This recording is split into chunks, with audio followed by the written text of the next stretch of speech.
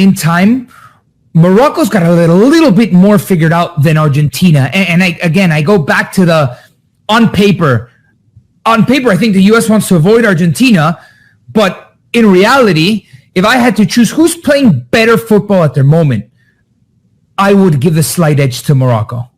Okay, that's not great for us. So let's talk about Morocco. We know they have Achraf Hakimi, Nico, but are there any other players that we should be prepared for, especially...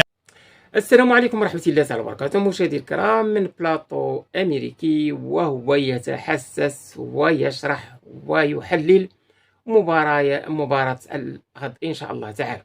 مشاهدي الكرام، مباراة من العيار الثقيل، مباراة ستكون صعبة جدا كما تقولوا، يعني مباراة ديال ضرب طيح بالدارجة ديالنا، ويعني بطريقة بلغة الكرة خروج المغلوب، فغدا ضرب طيح ما فيهاش باك صاحبي، فغاد يكون يعني ماتش من العيار الثقيل، يعني بواحد احساس اخر، بواحد طعم اخر.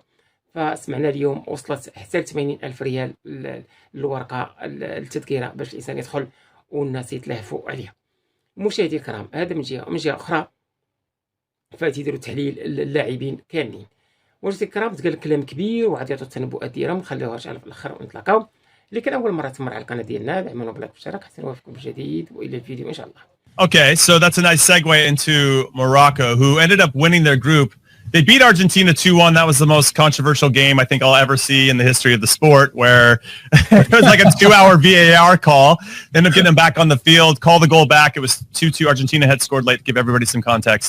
And then Morocco ended up getting that in their favor, played the last 3 minutes, about 90 minutes later, and so on and so forth. They win that one 2-1. And that really put them on their path to be top of the group. Now, you can see they shared goal difference. I think it went to the 4th tiebreaker for them to actually be the top team. Head-to-head. Oh, it went head-to-head. That's correct. And then Morocco. So I guess from this perspective, do you think the U.S. are better suited to play against Morocco or Argentina? Did we dodge a serious obstacle here by not having to play Argentina in the next round? I'm not too sure. Both teams are really good. Both teams are teams that are worthy of being in the next round, and Morocco had a very good group stage. Had it not been for that last-minute goal they conceded against Ukraine, they would have gone through this group unbeaten. Yes, Argentina, man for man, has great quality. I don't know how convincing they are. Crazy enough, I don't know if Mascherano knew that one more goal put Argentina through to the next round as the first place finisher. It seemed like they realized a little bit too late, which was kind of crazy, really. But Morocco is not to be underestimated whatsoever. They were really strong. They got the job done, and they were rightful winners against Argentina. And today, I mean, they picked Iraq apart. They were very good, and they have shown that in certain areas of the field, they have some of the best collective play at this tournament. And we can get further into the details of where the matchups might be a little bit, where there might be a mismatch on the field on Friday, but they're not to be underestimated whatsoever. And not only that, the U.S. are going into a serious away game. The stadium, I'm not sure where it is on Friday, but wherever it is going to be in France, it's going to be a packed stadium in Parc des Princes in Paris.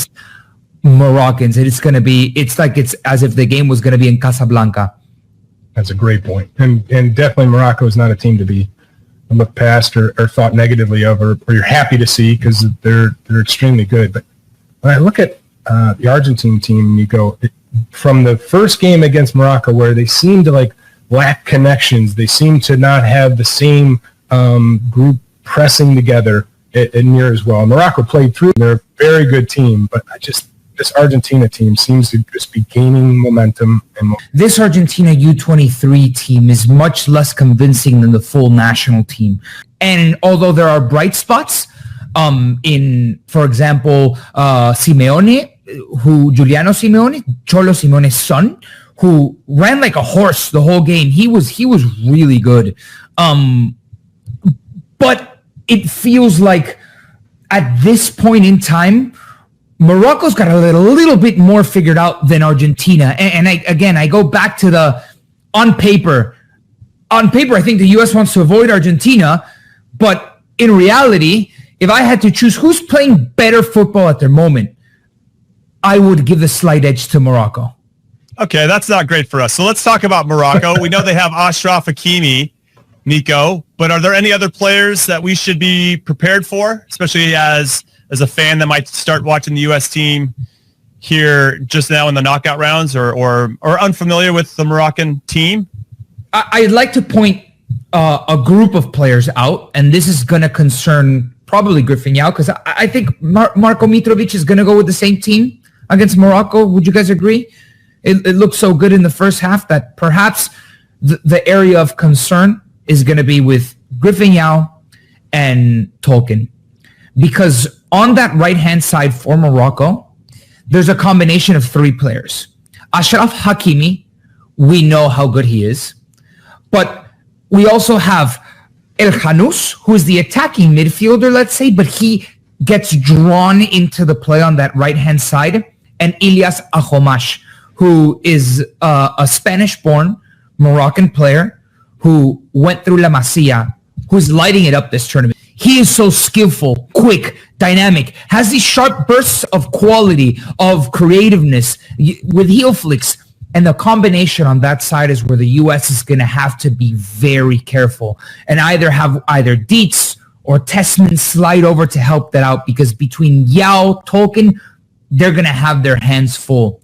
Then on the other side, you have Abdeez, who also played for Barcelona for a little while and is at Betis now.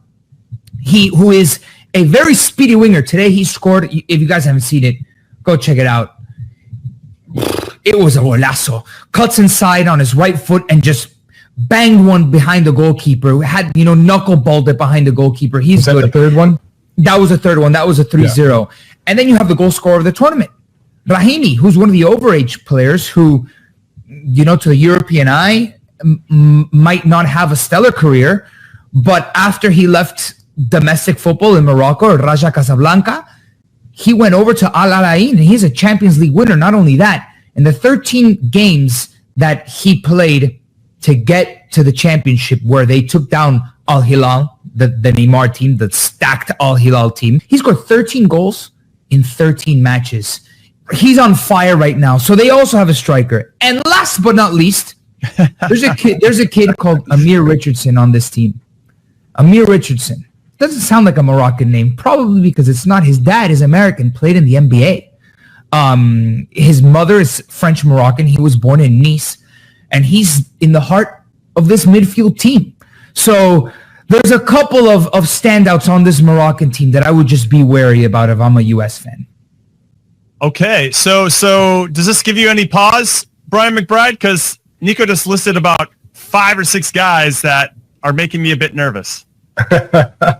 Yeah, I mean, of course, it's things to be aware of. And I'm going to go back to like the first segment, Jimmy, when you started talking about some of the things that are positives, and knowing that we can play in a couple of different ways and be comfortable against really good teams. I think that's going to be something that needs to, or 3 days. So you can make adjustments. Nico, when you talk about the right-hand side, Georgie, we talked about it earlier. Georgie likes to come to the left-hand side, so it may not be as big of a worry. Certainly, you got to be aware, especially with Hakimi and his ability to get up and down that right-hand side. So possession's probably going to be a big part of this, understanding their pressure, because a Moroccan team is usually very, very compact and together. You said that they've been playing really well. So yeah, I mean, this is all part of being in the knockout rounds. It's the positives of you're here, but it's the negatives. You're going against a really good team.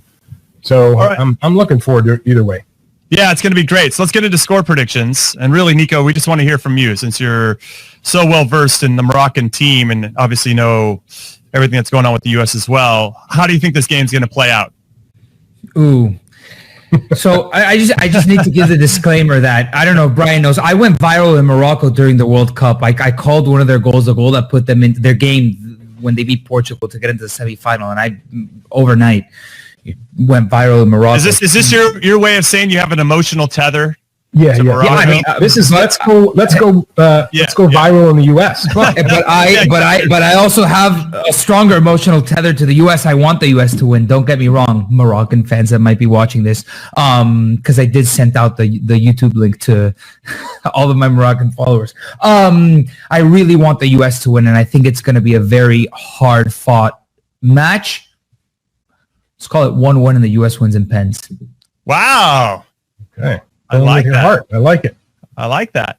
Do you think that's now McBrizzle, you usually go with your heart over your head on predictions. Are you feeling the same way? I would love that. I would take 1-1 in Austin Pens. I did the last time I went with my heart over head, but I've gone against US in certain matches. But not this one. I'm saying US wins this 2-0. And that's 2-0 because goals for Morocco? No, because we're going to get a goal early, and then we're going to absorb pressure. And we're going to get a goal late. That's going to be it. From your lips to the soccer god's ears, I hope that's what happens. But this Morocco team is going to be excellent. Also, very quickly, Nico. Well, Jimmy, you didn't give yours. What's that? Say it again. You didn't give your prediction. Well, that's what I do. I straddle the fence here on Call It What You Want. I ask the hard questions and never answer them myself. But, yeah, ultimately I see Morocco scoring. I probably lean closer to what Nico said as opposed to what you said, McBrizzle. I could see a 1-1, potentially even a 2-2. I think we have the firepower to get a couple goals. I could see us also giving up a couple goals. And then hopefully we can do the business in extra time. مشاهدي الكرام، أكيد اللي حلوا تعرفوا اللاعبين جيدا، فتقول لي انتظروا بأن المباراة ستكون مملوءة عن آخرها من ناحية المدرجات، وتكون مغربية كأنهم لاعبين في الدار البيضاء. أما اللاعبين فجبدوا لاعب وتكلموا، بداو بأشرف حكيمي وتقول لك يعني خطير بزاف، فتقول لك طالع هابط يعني، وتقول لك وخاصة مع الثلاثي الخطير بلال الخنوس واخوماش، تقول خطيرين إلى الغاية. مشاهدي الكرام، نتمنى والله ما يكونش احتكاك ديال اللاعبين، ما يكونش يلعبوا بخشون الامريكيين باش ما يصيدوناش في اوراق صفراء، وحنا على مقربه من النصف النهائي والنهائي. مشاهدي الكرام، نتمنى والله يكون عجبكم هذا الفيديو، والى فيديو اخر، ورعاكم الله.